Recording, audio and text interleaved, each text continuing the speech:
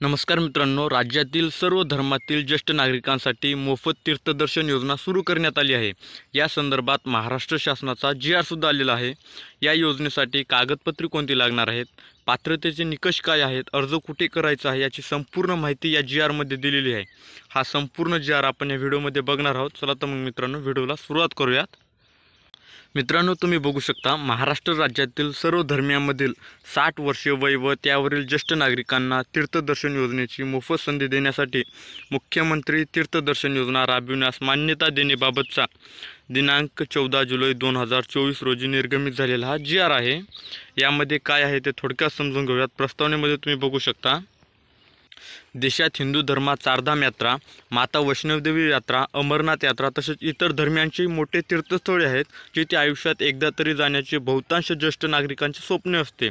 पूर्ण कर्म म्हणून तीर्थक्षेत्री जाण्याची सोप्त इच्छा असते, परंतु गोरगरीब सर्वसामान्य कुटुंबातील ज्येष्ठ नागरिक त्यांच्या आर्थिक परिस्थितीमुळे वा कोणी सोबत नसल्याने आणि पुरेशी माहिती नसल्याने अनेक ज्येष्ठ नागरिकांचे तीर्थयात्रा करण्याचे स्वप्न पूर्ण होत नाही। सदर बाब विचारात घेऊन सर्वसामान्य ज्येष्ठ नागरिकांना देशातील मोठ्या तीर्थस्थळांना जाऊन मनशांती तसेच आध्यात्मिक पातळी गाठणे सुकर व्हावे, यासाठी राज्यातील सर्व धर्मातील ज्येष्ठ नागरिकांना जे 60 वर्षे किंवा त्याहून अधिक वयाचे आहेत त्यांना राज्य आणि भारतातील तीर्थक्षेत्रांना मोफत भेटीची दर्शनाची संधी देण्यासाठी मुख्यमंत्री तीर्थदर्शन योजना सुरू करण्यात आली आहे। आता शासन निर्णय काय आहे ते बघा।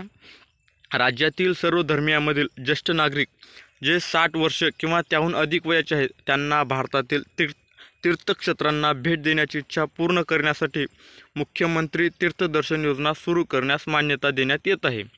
या योजनेचे नाव असणार आहे मुख्यमंत्री तीर्थदर्शन योजना। राज्यातील ज्येष्ठ नागरिकांना तीर्थक्षेत्र यात्रा मोफत करून देणे हा या योजनेचा उद्दिष्ट असणार आहे। आता ही योजनेची व्याप्ती कशी असणार आहे ते बघा। सदर योजनेमध्ये महाराष्ट्र राज्य व भारत देशातील प्रमुख तीर्थस्थळांचा समावेश राहील। तीर्थस्थळांची यादी परिशिष्ट अ व ब प्रमाणे असेल। सदर यादीमधील स्थळे कमी होऊ शकतात अथवा स्थळामध्ये वाढ होऊ शकते। सदर योजनेअंतर्गत निर्धारित तीर्थस्थळापैकी एक स्थळाच्या यात्रेकरिता पात्र व्यक्तीला या योजनेचा एक वेळ लाभ घेता येणार आहे। तसेच प्रवास खर्चाची कमाल मर्यादा प्रति व्यक्ती 30,000 इतकी राहणार आहे। यापेक्षा प्रत्यक्ष प्रवास, भोजन, निवास इत्यादी सर्व बाबींचा समावेश असणार आहे। या योजनेचे लाभार्थी कोण असणार आहेत? महाराष्ट्र राज्यातील 60 वर्षे वय व त्यावरील ज्येष्ठ नागरिक या योजनेचे लाभार्थी असणार आहेत। या योजनेचे पात्रता काय असणार आहे ते बघा। लाभार्थी महाराष्ट्र राज्याचा रहिवासी असणे आवश्यक आहे। वय वर्ष 60 व त्यावरील ज्येष्ठ नागरिक असणे आवश्यक आहे। लाभार्थी कुटुंबाचे वार्षिक उत्पन्न रक्कम 2.5 लाखापेक्षा जास्त नसावे। त्यांनी अपात्रता सुद्धा सांगितले, यासाठी कोण पात्र राहणार नाही हे सुद्धा त्यांनी सांगितले ते बघा। ज्यांच्या कुटुंबातील सदस्य आयकरदाता आहे तो व्यक्ती या योजनेसाठी पात्र असणार नाही। ज्यांच्या कुटुंबातील सदस्य नियमित कायम कर्मचारी म्हणून सहकारी विभाग, उपक्रम, मंडळ, भारत सरकार किंवा राज्य सरकारच्या स्थानिक संस्थेमध्ये कार्यरत आहेत किंवा सेवानिवृत्तीनंतर निवृत्ती वेतन घेत आहेत असे सदस्य पात्र ठरणार नाहीत। तथापि रुपये 2.5 लाखापर्यंत उत्पन्न असलेले बाह्य यंत्रणाद्वारे कार्यरत असलेले कर्मचारी, स्वयंसेवी कामगार आणि कंत्राटी कामगार या योजनेसाठी पात्र असणार आहेत। ज्यांच्या कुटुंबातील सदस्य विद्यमान किंवा माजी खासदार, आमदार आहेत ते सुद्धा या योजनेसाठी अपात्र असणार आहेत। ज्यांच्या कुटुंबातील सदस्य भारत सरकार किंवा राज्य सरकारच्या बोर्ड, कॉर्पोरेशन, उपक्रमांचे अध्यक्ष, उपाध्यक्ष, संचालक किंवा सदस्य आहेत त्या कुटुंबातील व्यक्तीसुद्धा या योजनेसाठी अपात्र असणार आहेत। ज्यांच्याकडे 4 चाकी वाहन आहे, ट्रॅक्टर वगळून त्यांच्या कुटुंबातील सदस्यांच्या नावावर नोंदणीकृत आहेत ते सुद्धा व्यक्ती या योजनेसाठी अपात्र असणार आहेत। प्रवासासाठी शारीरिक आणि मानसिकदृष्ट्या सक्षम असणे आवश्यक आहे आणि कोणत्याही संसर्गजन्य रोगाने ग्रस्त नसावे, जसे की टीबी, हृदयाशी संबंधित श्वसन रोग, कोरोनरी अपुरेपणा, कोरोनरी थ्रोम्बोसिस, मानसिक आजार, संसर्गजन्य कुष्ठरोग इत्यादी।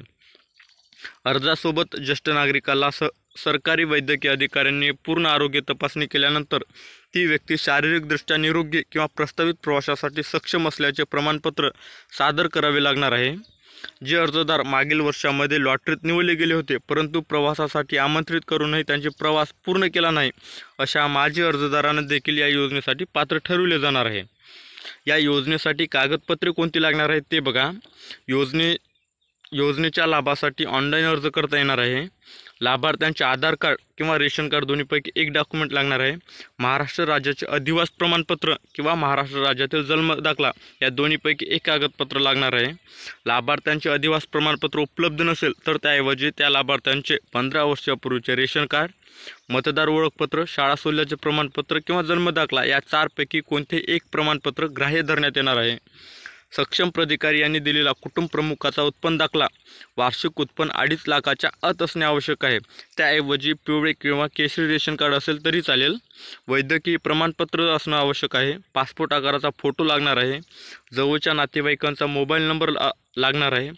सदर योजनेच्या अटी शर्तीचे पालन करण्याचे एक हमीपत्र सुद्धा तुम्हाला लागणार आहे। आता लाभार्थ्यांची निवड कशा प्रकारे केली जाणार आहे ते बघा।